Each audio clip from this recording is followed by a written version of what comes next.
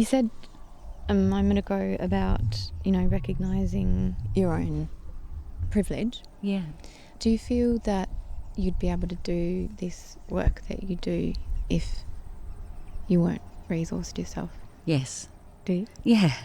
Because some of the most amazing peace workers that I've worked with are people that have come out of the most horrifically challenging communities with absolutely nothing. Sometimes one person's story is like Herodology, where you look through the eye of someone to see who they really are, the health of the system. One person's story is like that. And this young woman, she was taken by the Khmer Rouge when she was 5 years of age. Her parents were teachers, so she knew the basics of reading and writing. Her parents were killed in front of her, so all of her brothers and sisters. She was interned in a concentration camp or a death camp. But the camp commander knew that she could count. And every day all of the prisoners would have to till a certain amount of soil in order to grow food for the army. And he couldn't read or write, but she could count how many feet of soil was tilled every day. As a result of that, she survived. As life goes on, she ends up educating herself, and she was instrumental in removing arms, firearms, because after a war, communities are littered with arms, and there's so much trauma. And trauma results in increasing violence, domestic violence, and of course when you've got firearms everywhere, that also results in manslaughter and murder. And so she was instrumental over the course of many years in helping remove the firearms in communities. She had nothing. No home, no family, no money, no formal education, but here she is now recognised and highly revered as a Cambodian peace worker. They are my teachers. In fact, sometimes maybe our privilege is our greatest limitation, because we don't want to give up any of our comforts. So let me use my privilege to be of service where I can in a way that aligns with my soul. When you walked the first part of Penguin to Pump House, and Yes. I think you said the question was, Have I got the courage to be nobody? Yeah. Did you come to any? Yes, I came to a yes. Yes, because, I've run a business for the last 25, 28 years. That business gives rank and privilege, access to resources and access to boardrooms and all sorts of other things. It is a big thing to let it go, and it's also not. But I don't think I could have said and not until that walk. So that's one level. Am I willing to be nobody? It also opens up the philosophical question, well, everybody's somebody, and that's true. Let us not be so attached to who we are either. Not my identity or my title or any of that. I have to let it all go one day anyway. It's all transient. It's an artificial construct that we've made up as really important.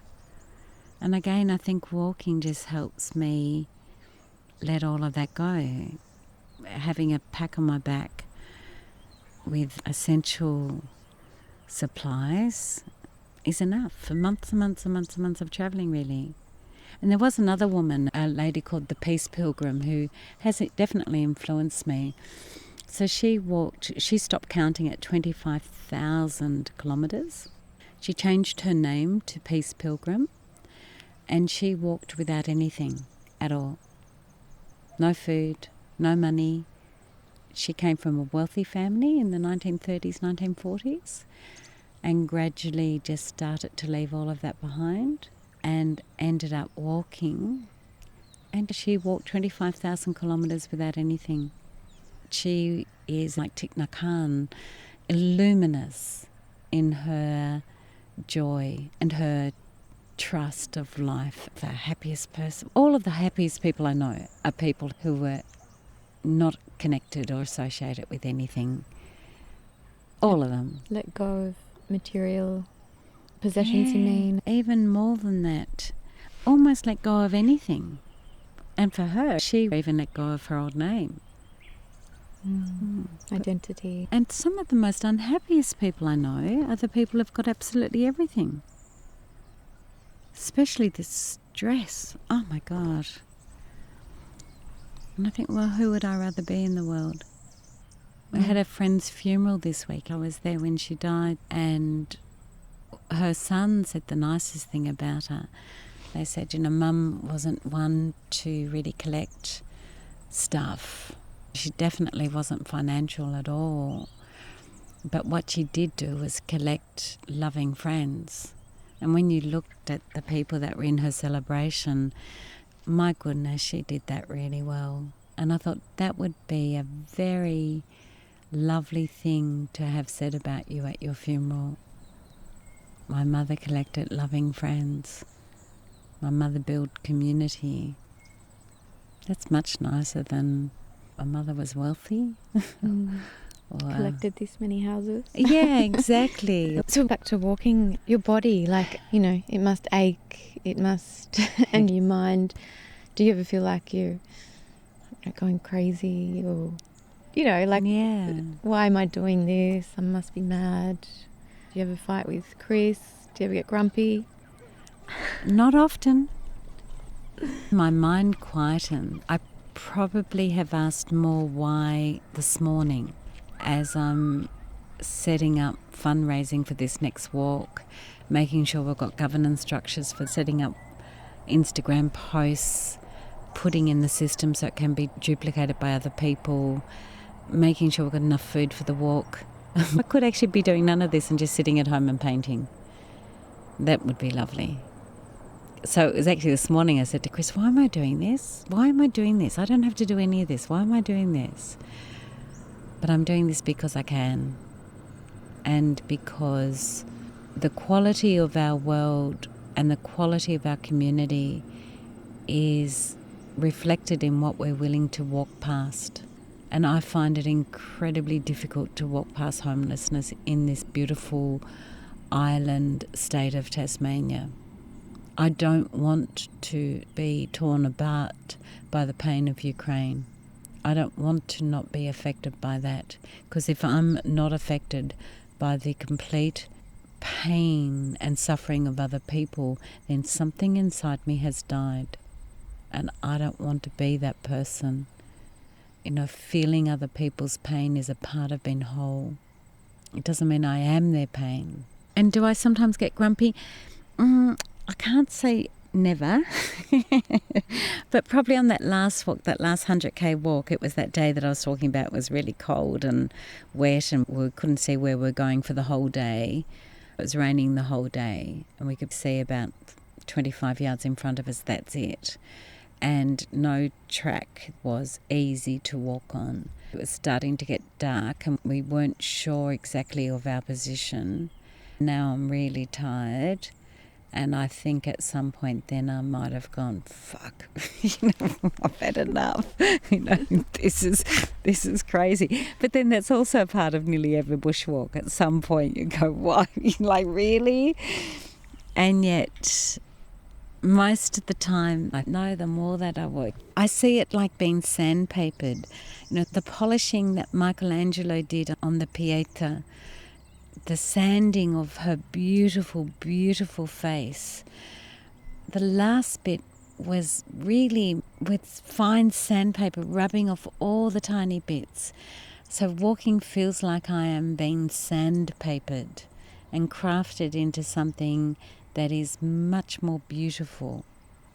So it's sort of okay. Do you think you're addicted to it? No. No? No.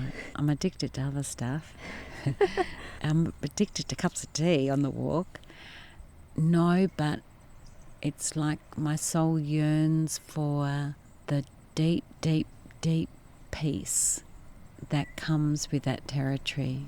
It's a quietness that is luminous and non-wanting, and it has grace and it does have wisdom. Not everybody who walks gets that No. profound experience. No. So why do you think it does that to you? Maybe because I've walked for so many years. I've been walking really since I'm 20, and we never left Tasmania because we loved walking. So that's nearly 40 years of walking. It is 40 years of walking. But I do know that most of us really quieten and calm when we're in nature. And now we know that the effect that being in nature has on our ethereal bodies, on our essential well-being. And people are actually documenting that through biofeedback mechanisms. So it's not just my imagination that I feel better when I'm out there. And if we are an interconnected system, and we are, how can I not be a part of this world? I'm here. Then on some level, maybe I am more me when I'm there and in nature than when I'm not. Maybe that's who I really am. And I love the quote about the development of consciousness is about unbecoming who you are. And I think there's a lot of unbecoming out there. And sometimes it is very unbecoming, because you're wet and you're tired and you're grotty and you're muddy and you stink. You really smell. And it is not becoming. I quite like that too. It has a humility about it. So the Camino, Yeah. I mean, you didn't have to keep going, but you did. Yeah. And did you achieve what you wanted? Yeah. Yes, you set out. Yeah, definitely. How many kilometres was that? About 850. And that's a nice amount. How many days did that take? Took me about 6 weeks. But again, I'm quite a slow walker. I take my time. I'm not a powerhouse walker by any means. On every level, way beyond whatever I thought that I would get from it. Most of all, I got the willingness to love again. In order to do that, I had to drop a lot of the pain that I was carrying and fear. Describe how you felt after the Camino. How did you come back? Oh my goodness. I can remember arriving in the plaza just outside the cathedral in Santiago. Often pilgrims walk in about lunchtime. I absolutely walked by myself that day. There was no way that I was walking with anyone getting there. And sitting on the cathedral steps and crying with celebration and relief and exhaustion and humbleness. That word keeps on coming up. And this most gorgeous, gorgeous young Australian said that she'd been having a cup of coffee and thought, oh, maybe there might be 1 or 2 pilgrims who walk in today. And she came and she saw me sitting there and she came up behind me and just gave me the biggest cuddle. And someone else took a photo of that moment.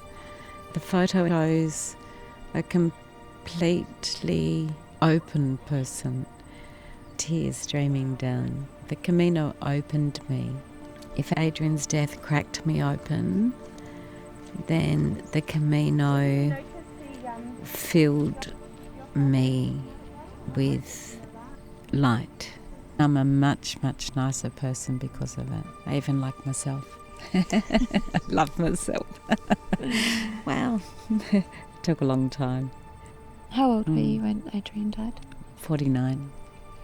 So the Camino I would have been 50, I think.